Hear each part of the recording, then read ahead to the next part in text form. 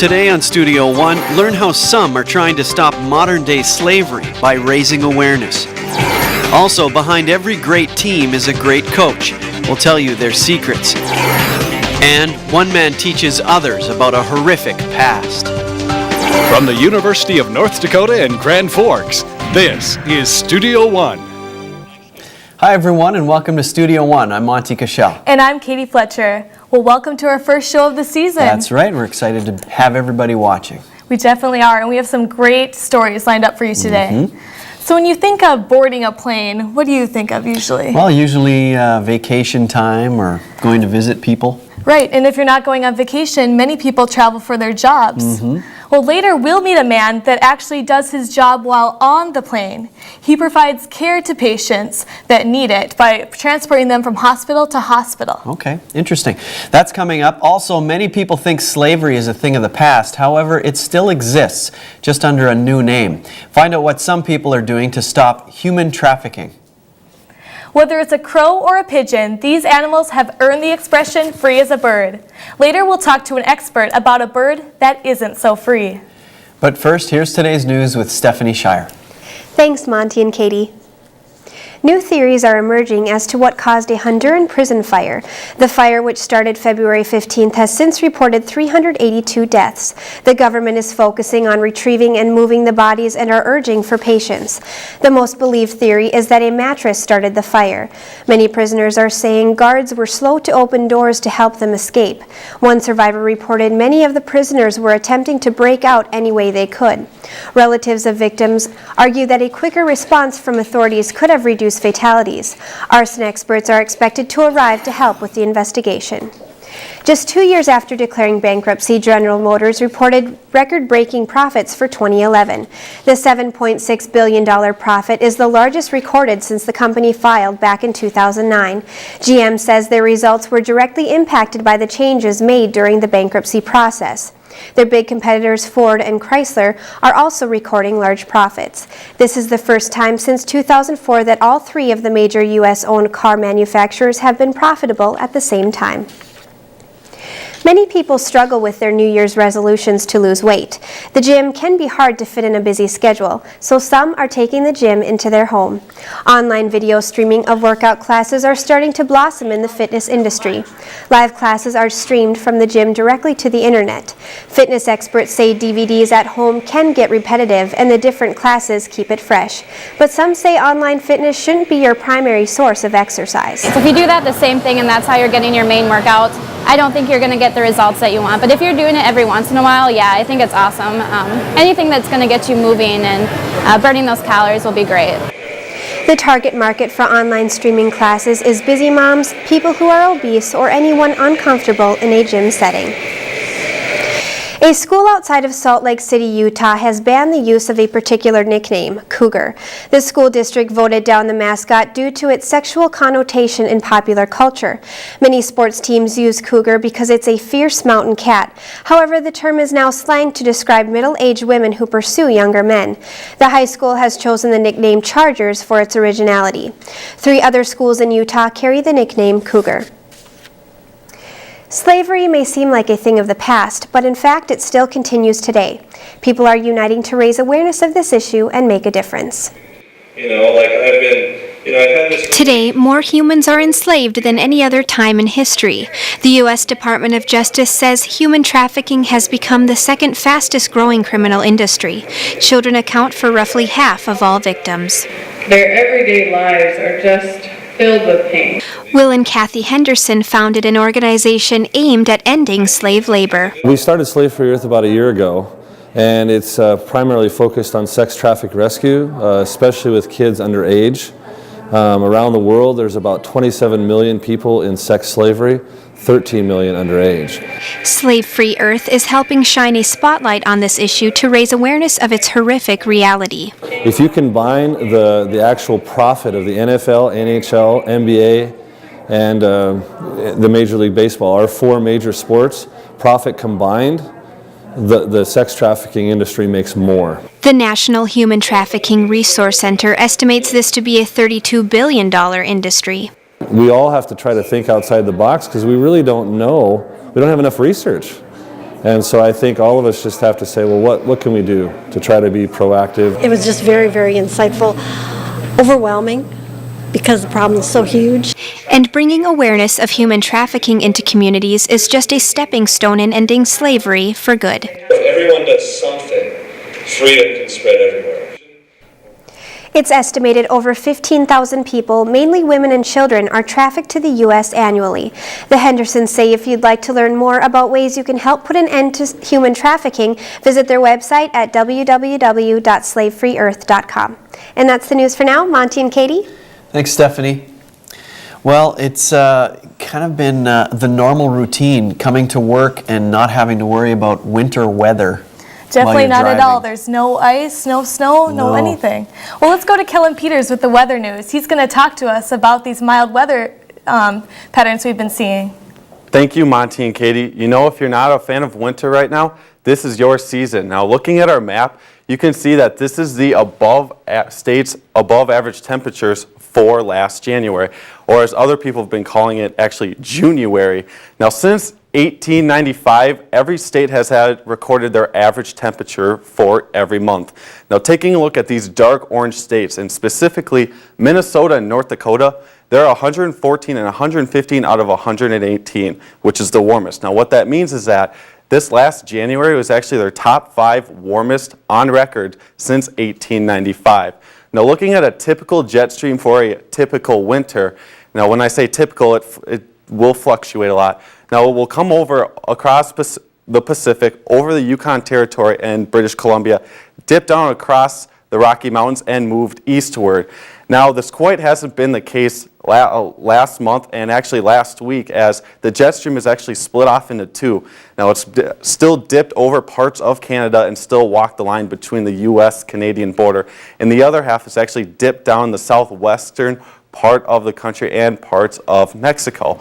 Now, the best way to describe this is that up top they have a lot of cold air, and down south they have a lot of warm air. And in the middle, you're going to get a lot of mild temperatures. And with the Gulf right with warm temperatures, that's where the east is seeing a lot of rain from the moisture from the Gulf. Now, as for the temperature outlook, it's still the same story as it's been all winter long. From Florida to Maine and all the way from the Midwest, it's still above average temperatures. And down the southwestern part of the United States, a little cooler than average temperatures, but we're going to talk about that a little bit later in the show. And as for rain, it's been the same story, as it's still very dry in the southwestern part of the United States. Seattle's seeing a little bit of rain right now. However, in the southeastern part of the country, they're still seeing a lot of moisture off of the Gulf. And as for our weather question of the week, it is on average, 1 inch of rain is equivalent to how many inches of snow? Is it A, 1 inch, B, 10 inches, C, 5 inches, or D, 12 inches? You know, it's interesting. The National Weather Service will take a bucket of snow and let it come inside and let it melt, and that's actually how they get their equivalency. All right, thanks, Kellen, for that weather information. All right. So I guess we'll have to see if it's about the same or a lot different. Yeah, there's quite a range of answers there. Just by looking at how much melted in the bucket. In the bucket. All right. Well, let's turn now to a different kind of bucket in sports, and we've got John Schaefer with highlights. Thanks, Monty and Katie. Many people are exercising to rise more than their heart rate. Classes at fitness centers around the country now have a cause. These events are group activities which provide a way to keep up a workout and raise money. Organizations like St. Jude's Children's Hospital, the American Heart Association, and the Ronald McDonald House all have spin classes at gyms around the U.S. For this spin instructor, the reason for starting the class is personal. What really pushed me to go through with it and seek out sponsors and put it together was my dad developed a very serious form of brain cancer.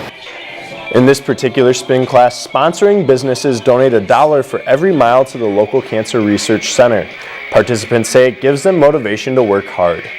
It's now time for the Studio One Sports Trivia question. What college did NBA coach Phil Jackson attend?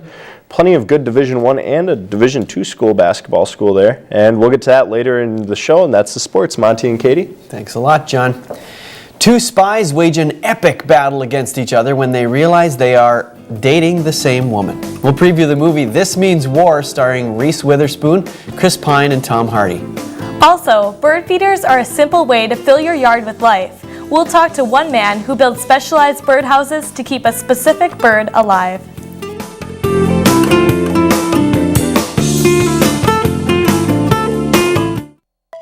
The University of North Dakota School of Medicine and Health Sciences is meeting the challenge of future healthcare workforce shortages. The state's only medical school produces the highest percentage of graduates nationwide who choose family medicine. Advanced degrees are also offered in basic medical sciences like anatomy and health professions like physical therapy. Students learn and train throughout the state. In that way, we really are North Dakota. Make your choice the UND School of Medicine and Health Sciences.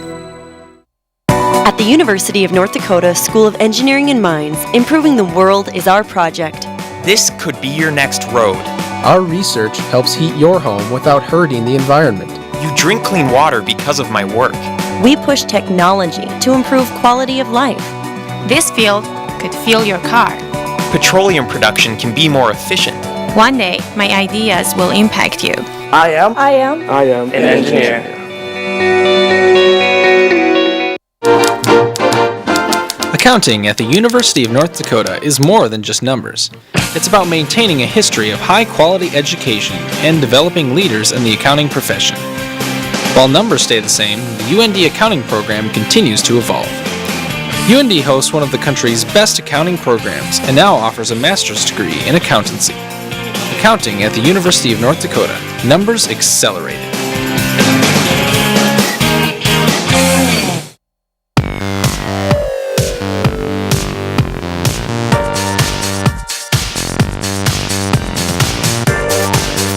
Studio One is a television show produced by students at the University of North Dakota. You can be a part of the graphics team, the marketing team, news team, programming team, production team. Training never ends. You get to produce guests, you get to do the reporting side of it. It's really worth the experience. You will not regret it.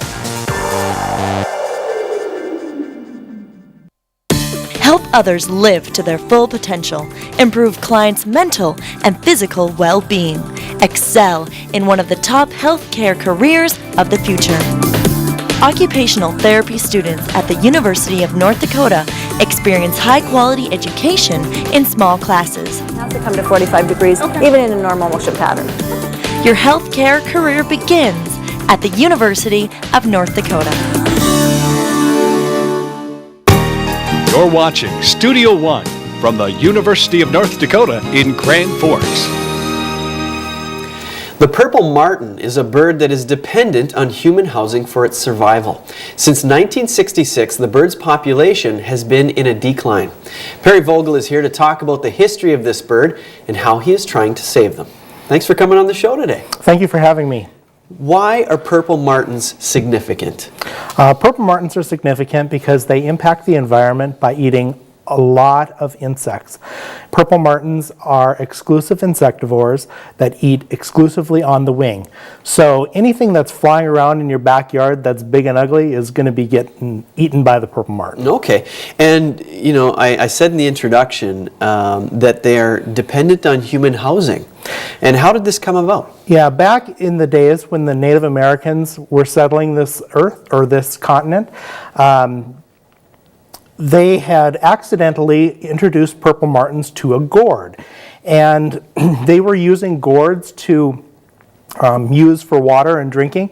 And the purple martin has a natural curiosity, and they had found out that these purple martins would nest in these gourds.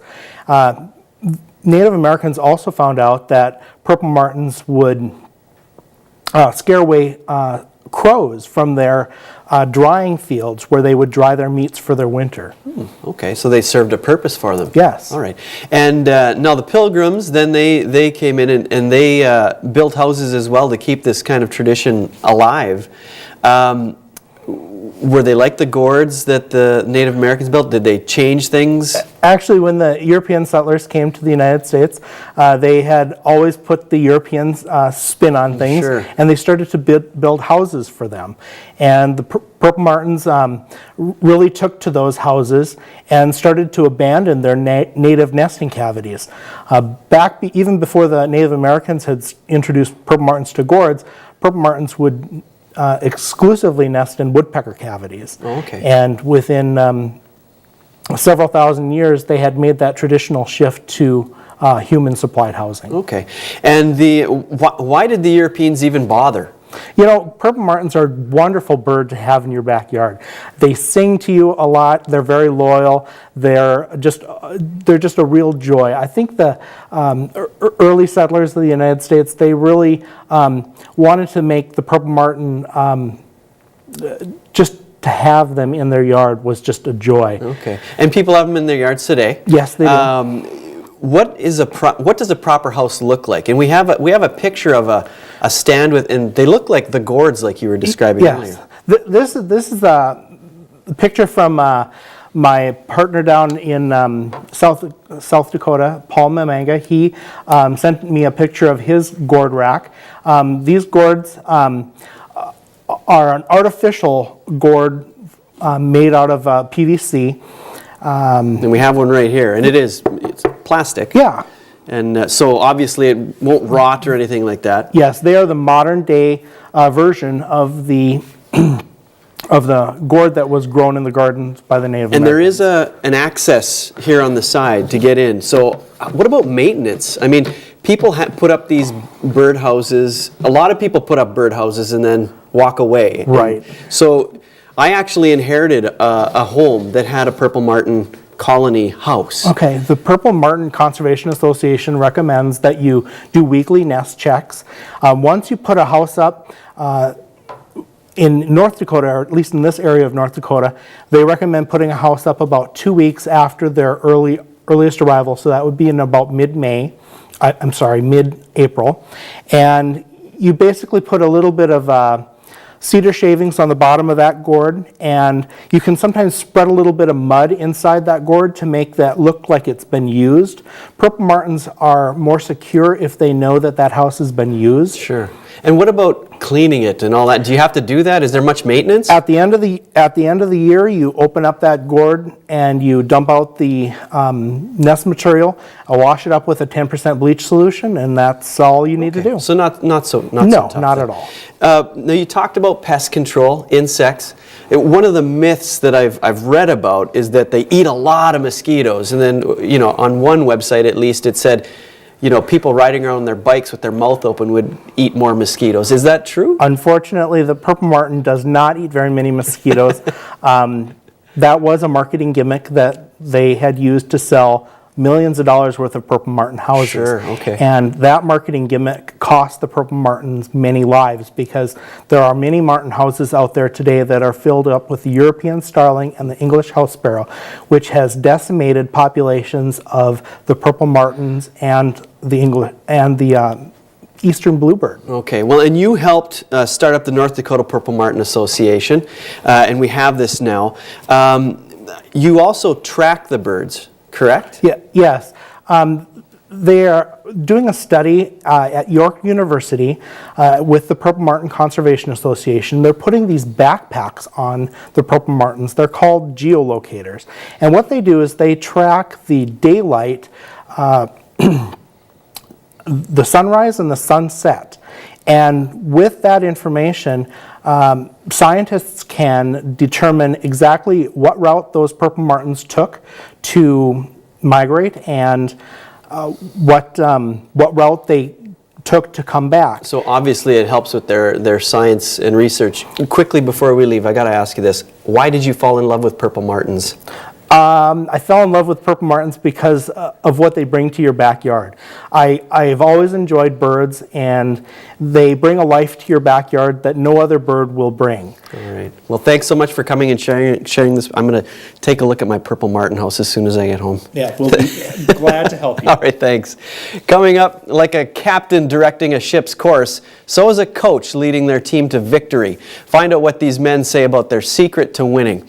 Also, the Holocaust affected many people's lives. We'll hear the story of a man who was directly impacted by this traumatic event.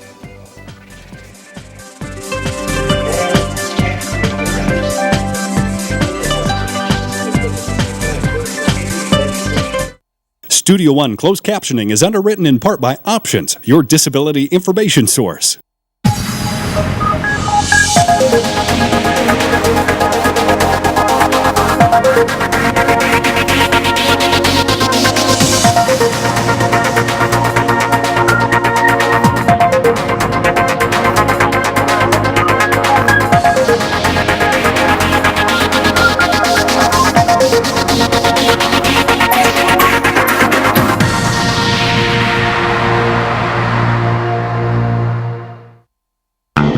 What does cancer look like? What about diabetes, heart disease? Medical laboratory professionals are a vital link in the treatment of disease and maintenance of health. They investigate clues found in the body that will direct patient care. The University of North Dakota's laboratory science programs are some of the most innovative, far-reaching, fully accredited programs in the nation. The UND School of Medicine and Health Sciences can help you become one of the few who see beneath the surface.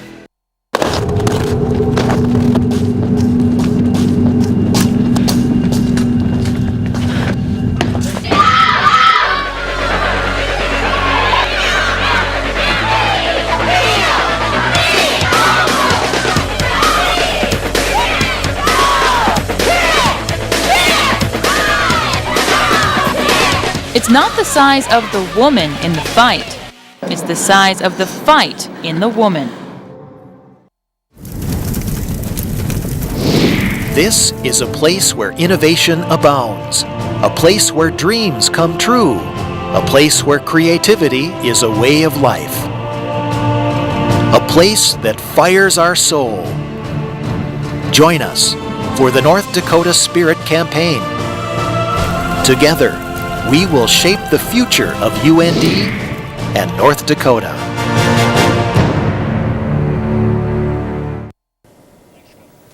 Love triangles are a familiar concept to moviegoers. We've seen it in Twilight, Titanic, and even The Notebook. But we see a new twist to the phrase in the new action film, This Means War.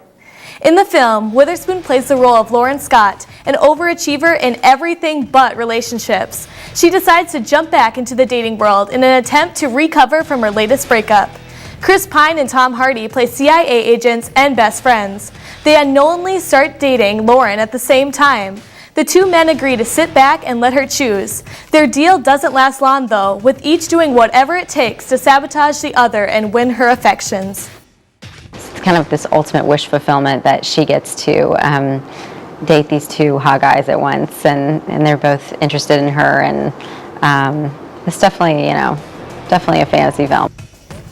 The director says his goal for the male characters was to really take advantage of their alpha characteristics. He wanted to create a scenario of what would happen if James Bond met Ethan Hunt from Mission Impossible.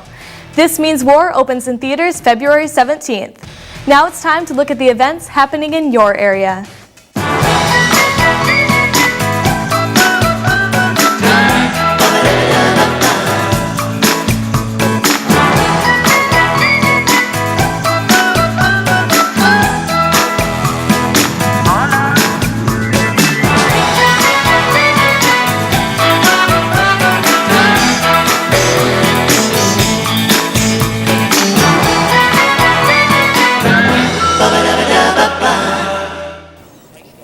We all endure challenges, but few experience having their basic rights and identities stripped away. Today, we spend a day in the life of a Holocaust survivor. He is a man of poise and kind of nature. His laughter is contagious. And you would never know by looking at him that he lived through a tragedy of historic significance. A retired electrician out of New York State, Irving Roth, is a Holocaust survivor. My life was like any other child. When he was just 14, Roth was loaded into a cattle car with his grandparents and brother and transported to Auschwitz.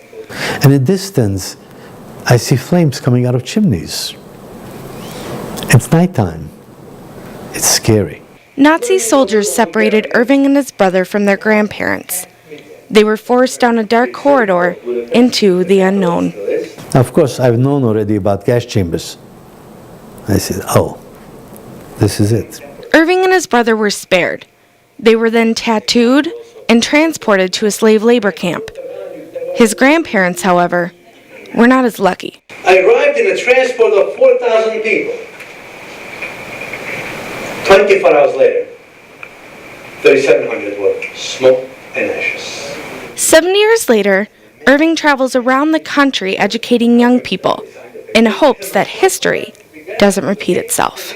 It's possible to take human beings with sufficient amount of clever propaganda and education and convert them to murderers.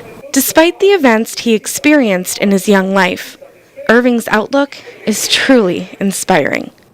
The best part is I survived. With photographer Devin Krinky, this is Olivia Fox reporting for Studio One. Despite losing his grandparents and brother, Irving was reunited with his parents after the war. He now runs one of the Holocaust education centers in the U.S. Coming up, the mild winter has been enjoyable for many, but bad for some businesses. We'll tell you how some are surviving without the snowfall. That story plus news, sports, and weather in the next half hour of Studio One.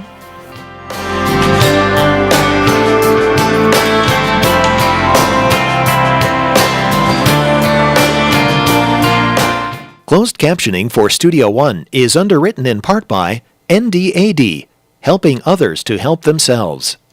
If this tennis ball represents today's environmental challenges and these puppies are the EERC, then tackling those challenges is just another workday. At the EERC, we're improving air, water, and soil quality, developing renewable fuels, cleaner power plants, and discovering new ways to use our natural resources. And just like those puppies, we'll never tire of the pursuit.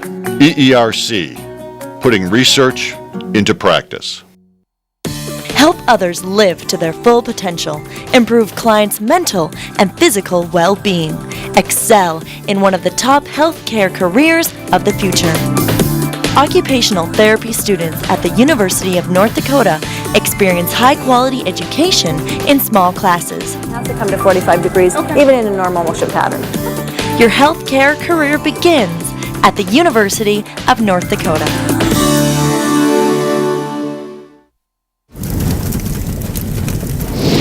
This is a place where innovation abounds, a place where dreams come true, a place where creativity is a way of life, a place that fires our soul. Join us for the North Dakota Spirit Campaign. Together, we will shape the future of UND and North Dakota. Your future depends on this moment.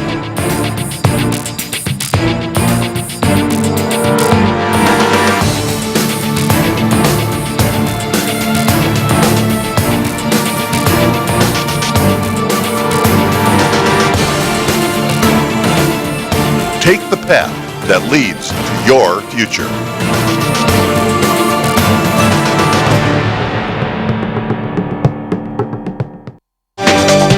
From the University of North Dakota in Grand Forks, this is Studio One. Welcome back to Studio One. Thanks for joining us today. You know, mid-February, it's right around Valentine's, right? And that's a time when people think of those special gifts to give their significant other. Right, they got to show that significant other how much they care. And that has to all be wrapped up into a gift.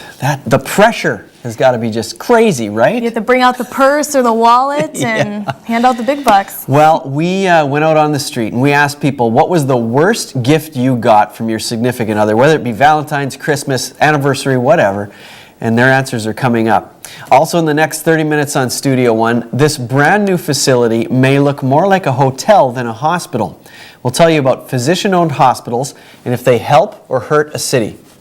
Also, food brings people together. We'll travel to a place where food becomes a community-wide competition. And sometimes people need specialized care. Later, we'll talk to a man who helps when the ambulance is too slow. But first, here's today's news with Stephanie Shire. Thanks, Monty and Katie. It's been more than 6 years since Hurricane Katrina devastated New Orleans, and now the last of the federal emergency trailers is gone. The trailers served as a shelter for tens of thousands of people who were left homeless by the worst storm in New Orleans history.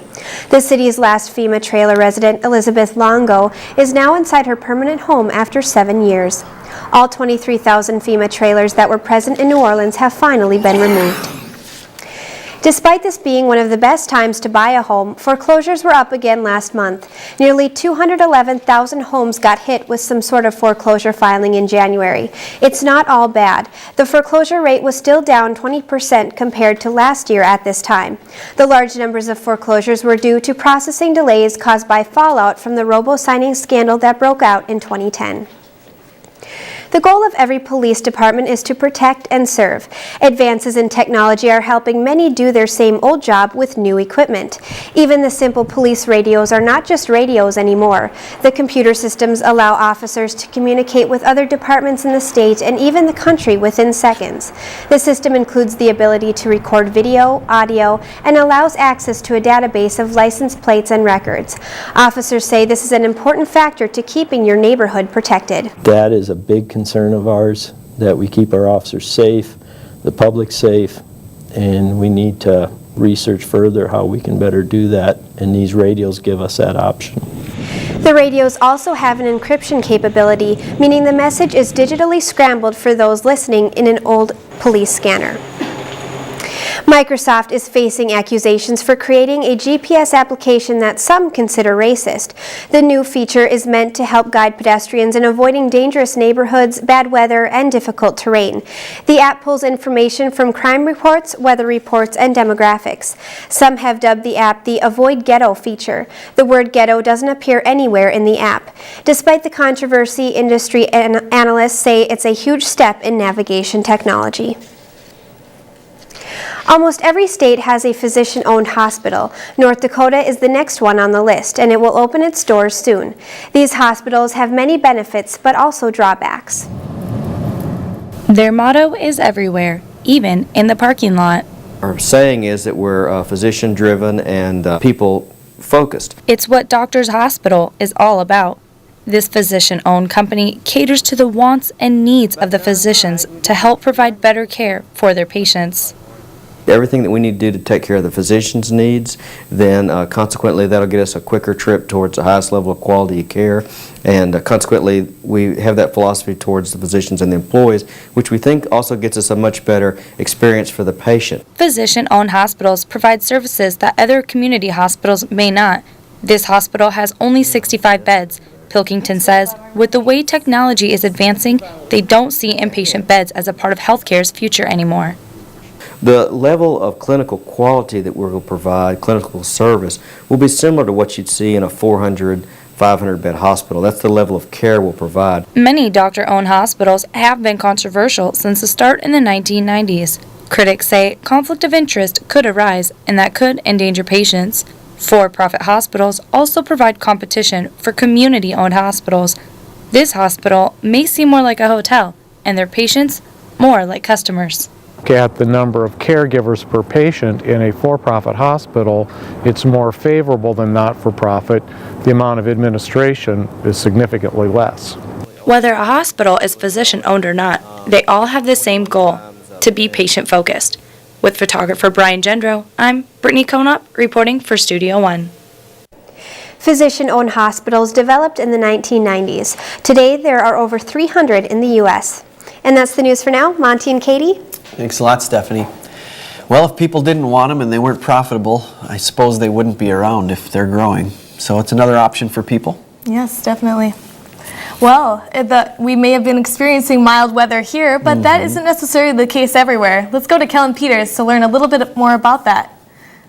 Thank you, Monty and Katie. That is correct. Of all the places in North America, Arizona recently got hit by a snowstorm. Now take a look at that. You're seeing cactus with snow on it. That's not something you see every day, especially if you're going there for a vacation. Now this snowstorm caused a lot of visibility issues. Residents had to shovel their own driveway, something they're also not used to, and visibility also was a factor. Now while there was some negative effects, that did not stop children from having a good time enjoying the weather they're not quite used to. Now it's interesting looking at the areas exactly where this snowstorm did affect. 2 to 4 inches in Flagstaff, 6 to 9 inches in Show Low, and about an inch in Tucson, Arizona. Now what exactly happened is that this low pressure system with a cold front came from the northwestern part of California, and this is called an inside slider. Now with these systems, generally they have a lot of moisture, and in this case, it fell as snow. Now while there's still not a lot of areas in the United States and Canada seeing a lot of snow, this is taking a toll on some businesses. This winter season, most northern states have been missing out on the same thing, winter itself. With little snowfall and temperatures 20 to 30 degrees warmer than average, it feels like spring for many. Although most are enjoying the lack of cold and snow, it can be bad for business. Usually the busiest time is January because by then we have a really good snow base and everybody's able to get out and ride their snowmobiles. Oren Schrank owns a motorsports repair shop. His main job is supposed to be fixing snowmobiles. Also by that time everybody's had a chance to try their snowmobiles out and found out what's wrong with their machine so they can get in and get it repaired. This winter season has been one of the warmest winters on record. It has dropped the demand for winter retail items as well as winter services. It's definitely a lot different than most years, not as productive as we'd hoped. And now in the dead of winter, customers are forgetting their snow hobbies and anticipating summer. We've actually had to kind of subsidize our income with working on summertime machines. With a little more than a month of this season left, business owners like Oren are waiting to see if winter decides to drop by. Never once seen a year like this. I'm Kara Protasio, reporting for Studio One Weather. Now last year, Oren's business sold over 12 snowplow units for ATVs. This year, they haven't been able to sell any. Now as for our weather question of the week is, on average, 1 inch of rain is equivalent to how many inches of snow? A, 1 inch, B, 10 inches, C, 5 inches, or D, 12 inches? The answer would be B, 10 inches. Now it's interesting to see with the areas seeing rain, if the conditions were right, what it actually would be in the form of snow. All right, thanks, Cullen, for that weather news. Yeah, that is kind of interesting. I mean, it hasn't been cold enough for the snow to stick around. That's right. So who knows? We might have as much snow as any other year. Right. All right. Well, let's turn to sports one last time. And John Schaefer. Thanks, Monty and Katie. On January 25th, Michigan State men's basketball head coach Tom Izzo won his 400th game. The winningest coach in all of college football is John Gagliardi, who has 484 wins since coaching Carroll College in Montana and St. John's University in Minnesota. But there's more that makes a winning coach than just a record. The formula to make a winning coach is simple. Win more games than you lose. Coaches develop a winning formula from their own experiences. I had the great benefit of playing for Gino Gasparini here, who's arguably the most successful coach in college coaching history. I had a chance to work with Dean Blaze. You have a long-term picture and a long-term plan, but you really focus on getting your work done the right way on a daily basis. One coach at the University of North Dakota has been doing things the right way for over 20 years. The key for him is, if you're a new coach coming in, the first thing you got to do is you got to have the commitment. Commitment establishes relationships with the players that help them buy into a coach's system. I just kind of has that respect for the players and treats them with respect and dignity, and I think that just makes the players really want to come to the rink every day and want to play hard for their coach. Both Roebuck and Hackstall coach their players for the arena, as well as life. Well, we always talk about a lot of things that's going to relate to later life. Make our players hold themselves accountable. And I get on them to strive to success, for success. There's an awful lot more to life than hockey. All of our players want to come here, they want to develop, and they want to have the opportunity to play at the National Hockey League level. We want them to be prepared to be successful in whatever walk of life they happen to choose. With success on a coach's mind, that winning formula is likely to emerge. Both Roebuck and Hackstall say their coaching staff is an important part of their success. Dave Hackstall won his 200th game as a head coach in January. Now the answer to this week's Studio One Sports Trivia question, what college did NBA coach Phil Jackson attend? It's actually North Dakota back when they were Division II in 1964 to 1967. That's the sports, Monty and Katie. Thanks, John. Well, people often feel the urge to buy their significant other a gift. We wanted your thoughts on if you have given or received a gift that was better off in the garbage. Your answers are still to come. Also, there's one competition that is full of baloney. We'll see how one community comes together for an annual cook-off.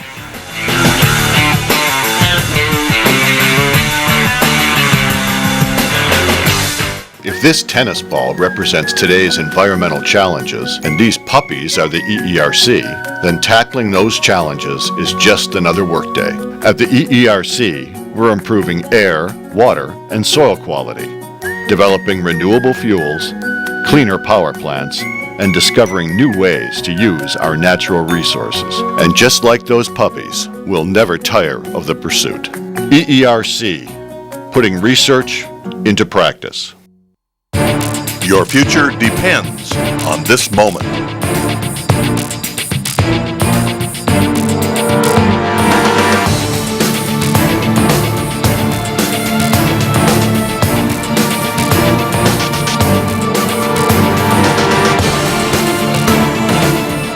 Take the path that leads to your future.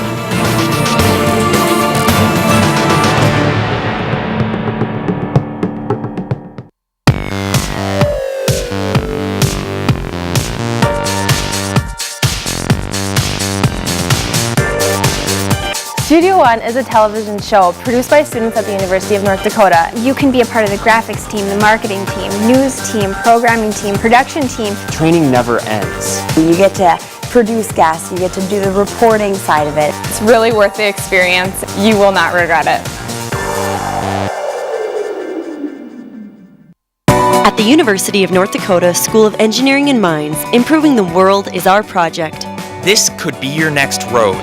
Our research helps heat your home without hurting the environment. You drink clean water because of my work. We push technology to improve quality of life. This field could fuel your car. Petroleum production can be more efficient. One day, my ideas will impact you. I am an engineer. You're watching Studio One, news, weather, sports, and entertainment.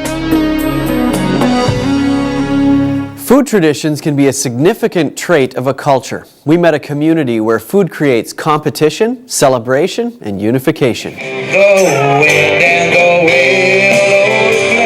With smiles, music, and dance, people are gathered to celebrate a competition. They're playing music and it's hard to understand a lot of things. Well, it's bragging rights, you bet. You know, I haven't won for a while, like I told the guys this morning.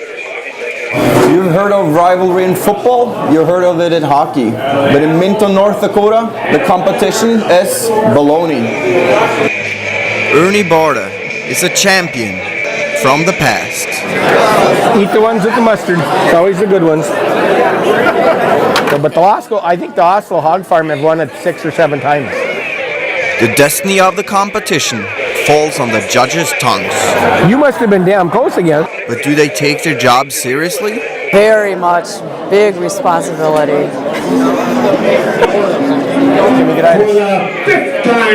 Hog Farm. Thanks for trying, Ernie. As the winners brag, it's the California Line Mixer! the runner-up is happy after all. The kids are the ones that win it, and I mean, look at the people and the guys competing. It's just a great night. Because in Minto, North Dakota, bologna means much more than a simple snack. With photographer Brian Gendra, Doug Anda, reporting for Studio One. The annual Bologna Cook-Off is a charity event. This year it raised around $7,000 for local charities. Many still struggle with credit card debt from Christmas, but another holiday could add to their negative balance. MSNBC reports lovebirds spend an average of $180 to $420 on Valentine's Day. With Cupid's holiday just behind us, we wanted your thoughts on the worst significant other gift you've given or received.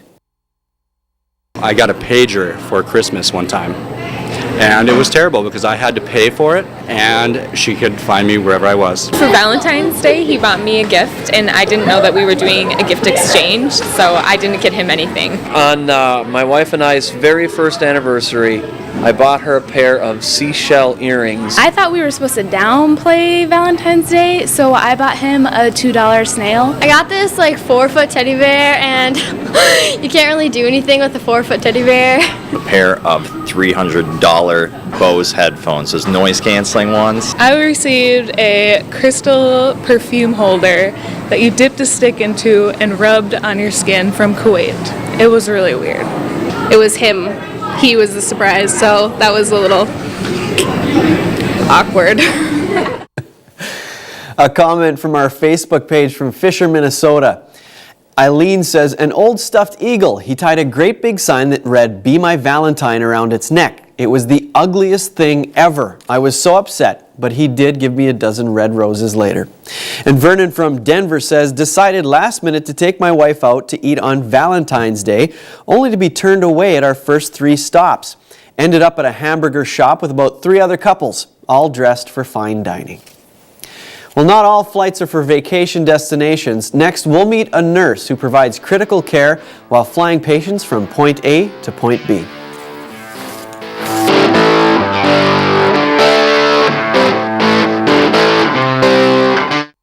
Closed captioning for Studio One is underwritten in part by the Listen Center, where meeting friends at Listen is a groovy thing to do and has been since the days of Woodstock.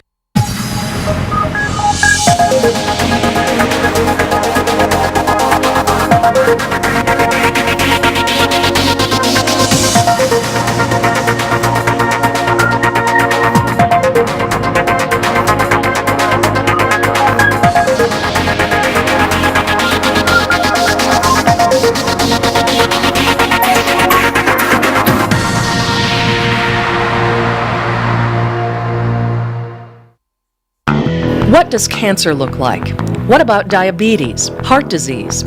Medical laboratory professionals are a vital link in the treatment of disease and maintenance of health. They investigate clues found in the body that will direct patient care. The University of North Dakota's laboratory science programs are some of the most innovative, far-reaching, fully accredited programs in the nation. The UND School of Medicine and Health Sciences can help you become one of the few who see beneath the surface.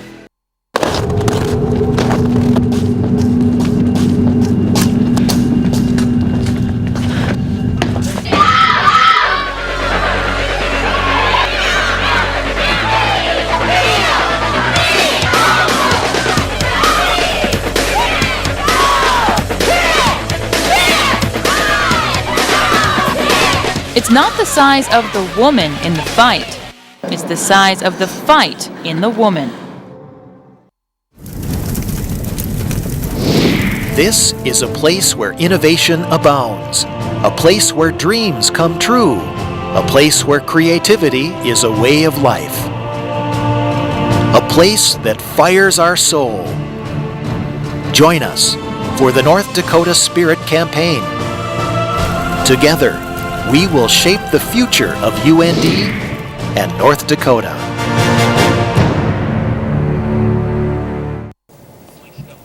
Time matters in critical situations. Lives can be saved if patients are taken to the care they need quickly. Flight nurse Ben Dorman is here to talk about the company he founded to provide this service for patients. Thanks so much for joining us today. Thanks for having me. So to begin, what is Valley Med Flight?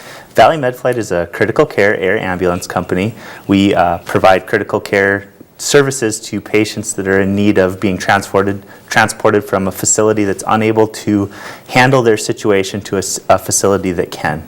Great, so just kind of transporting to them the care they need. Mm-hmm. What is your role within Valley Med Flight? I am a flight nurse for Valley Med Flight, so every one of our flights has a nurse and a paramedic in the back of the airplane, as well as a pilot flying it, because it's a good thing that we don't fly the planes. And so each one of our flights has those people on board as well as the patient that we're caring for. So, all right. How did you decide you wanted to do in-flight nursing? You know, as a nurse, I feel like it's kind of the highest level of care that we can get to. So it does take a lot of practice and experience in the typical hospital-based nursing setting to get to the point where you're at a comfort level to be able to handle taking care of a patient in the air without a physician there that's able to give you guidance. So. All right, you were kind of talking about that extra experience and training that you need. You know, what are some of the extra training that you need to be a flight nurse rather than just an ordinary nurse?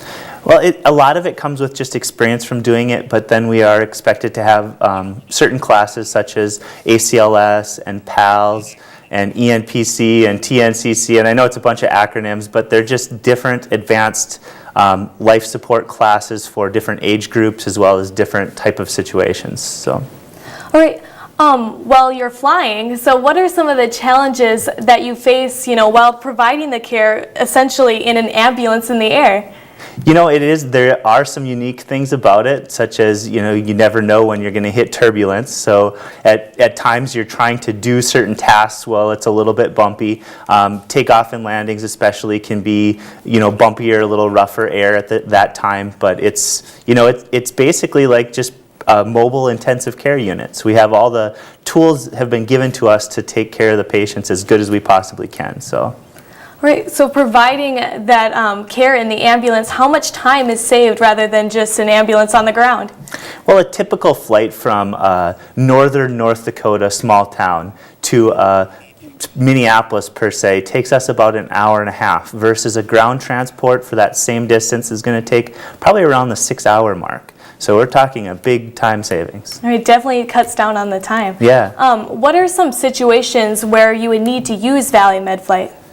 You know, basically anytime somebody is at a facility that's unable to handle the patient's care and they need to get somebody to a facility that can in the fastest way possible, that's a great situation to be able to use an air ambulance provider, and we sure love to be able to provide that service to the community. Right, and I know you can't use names or anything, but are there some certain situations that you've dealt with that you could share with us? You know, I think probably one of my favorite stories is we had a patient recently that we were flying from a small town in northern North Dakota, and we were flying her to Minneapolis. She had a brain aneurysm that had ruptured, and she actually was a nurse herself as well at the facility that we went to. And we were able to get her, and once we got to the facility, we loaded her onto the airplane. She kind of was refusing to be intubated at that time. Because she was a nurse, we all think we know more than we really should. And so en route, she ended up having a seizure and went unresponsive. And that's a very tough situation in a hospital setting, let alone in the back of an airplane at, 20,000 feet. So, my partner and I were able to go ahead and, bag her a little bit with the BVM and get the correct drugs to her to help stop the seizure, as well as prepare for intubation. And we have a wonderful tool called a GlideScope that has a video camera on the end of it that you can go in and you can see the vocal cords, and we put a tube into her lungs and we breathe for her the rest of the way, and we're able to stop the seizure, and we got her to a hospital in Minneapolis where she had a very advanced procedure to help clear the blood out of her brain and to stop the actual bleeding. And we oftentimes don't hear more about how our patients do. And in this case, I got a letter about a month ago from her, and it was just so much fun to get this letter, and you open it and it says, I didn't even know her name, so I had to look up and figure out who this patient was. But she said, "Thanks to Valley MedFlight, you saved my life. If it wasn't for you guys, I wouldn't be here today." And those are just fun stories that help keep us motivated to do the job we do. Well, what a great feeling that would bring you, to keep going on. On average, about how many response calls do you deal with in a day? For instance, last month we had, as a company, we had 61 flights. So we have a base in Williston, North Dakota, as well as a base in Grand Forks. So between the two bases, we had 61 flights. So we typically run about one flight a day. And it never seems to work out that way. Usually you do 2 in one day and none the next, or things like that. But typically an average of 1 a day from each base. Okay, so you're constantly, working with patients, flying them places. How do you decide which hospital to take them to? You transport them from hospital to hospital, but how do you decide where that patient goes? That's actually something that the hospital decides. We have put forth what we call an immediate launch program, so we will go right away to whatever hospital needs us without knowing where they're going to go or what doctor's going to be taking care of them. But once we're at that hospital, we have to wait until that hospital gets an acceptance for the patient to another facility. So the hospital that's sending the patient out actually makes that decision, but we're willing to go to them and help them until they are able to reach that decision. So. Okay, so kind of cater to the client's needs. Yeah, absolutely. Where do you see Valley MedFlight going in the future? It's been a blessing to get to the point that we are right now, and we're very happy to have 2 bases, but our goal is to just expand to different areas that we feel like need our services. So. All right, great. Well, thanks so much for joining us today. It is such a great service that you provide to this community. Well, thank you for having me. All right. You're watching Studio One from the University of North Dakota. We'll be right back after this.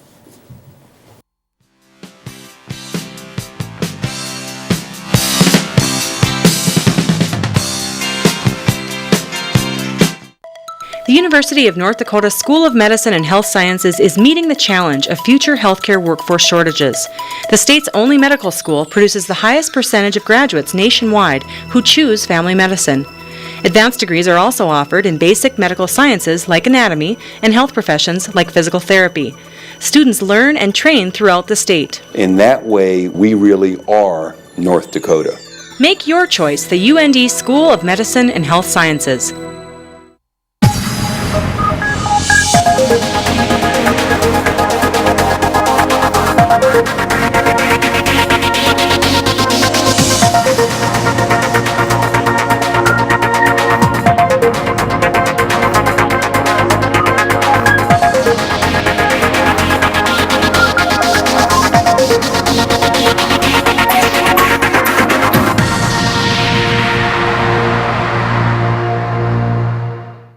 If this tennis ball represents today's environmental challenges and these puppies are the EERC, then tackling those challenges is just another workday. At the EERC, we're improving air, water, and soil quality, developing renewable fuels, cleaner power plants, and discovering new ways to use our natural resources. And just like those puppies, we'll never tire of the pursuit. EERC, putting research into practice. At the University of North Dakota School of Engineering and Mines, improving the world is our project. This could be your next road. Our research helps heat your home without hurting the environment. You drink clean water because of my work. We push technology to improve quality of life. This field could fuel your car. Petroleum production can be more efficient. One day, my ideas will impact you. I am an engineer. What does cancer look like? What about diabetes, heart disease? Medical laboratory professionals are a vital link in the treatment of disease and maintenance of health. They investigate clues found in the body that will direct patient care. The University of North Dakota's laboratory science programs are some of the most innovative, far-reaching, fully accredited programs in the nation. The UND School of Medicine and Health Sciences can help you become one of the few who see beneath the surface. Tune in next week on Studio One. We'll meet a woman who works to create a safe environment for kids to play in. Plus, we'll have other news and entertainment stories for you. And we're going to leave you now with pictures of a Lego robotic competition. From all of us here at Studio One, have a great week.